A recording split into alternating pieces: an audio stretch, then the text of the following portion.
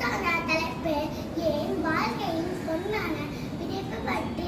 ஒவ்வொரு குழந்தையும் அம்மாவின் கலப்பை அனுபவித்திருப்பார்கள். ஆனால் பாட்டியின் கலப்பை பெற்றவர்கள் அதிர்ஷ்டசாலிகள். பாட்டி தான் மொத்த வீட்டுக்கும் அம்மா. என் பாட்டியின் வயது